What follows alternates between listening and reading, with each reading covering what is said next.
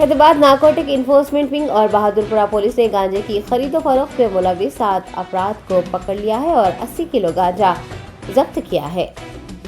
Police ने बताया कि गांजा सप्लाई करने वाले, गांजा मुंतकिल करने वाले और गांजा फरोख्त करने वाले रियासत आंध्र प्रदेश, हैदराबाद और वरंगल से ताल्लुक रखने वाले अफराद को गांजे समेत हिरासत में लिया गया है। गांजे की मालियत 30 लाख रुपये बताई गई है। इनके कब्जे से 6 सेल फोन्स और एक ट्रॉली को भी जब्त कर लिया गया है।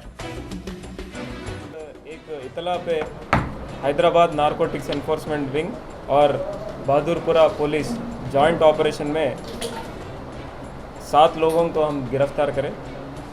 इसमें 4 गांजा सप्लायर्स, एक गांजा transporter, 2 peddlers, local peddlers Manglat के, और इनके पास 80 केजेस गांजा, 6 सेलफोन्स और एक ऑटो ट्रॉली का बरामद हुआ।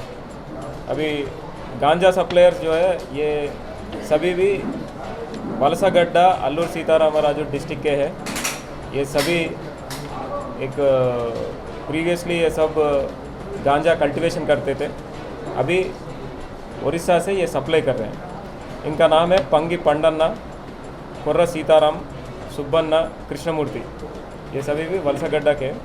और ये जो गांजा आ रहा है ये मलकानगिरी उड़ीसा से ट्रांसपोर्ट होके सीलेरू को आ रहा है। सीलेरू में ये जो 4 लोग हैं, ये 4 लोगों के ज़रिए तेजावत कोटेश, ये जो ट्रांसपोर्टर है, ये अपने गाड़ी में ये पूरा 80 केजेस गांजा इसमें सेटअप करके हैदराबाद धूलपेट में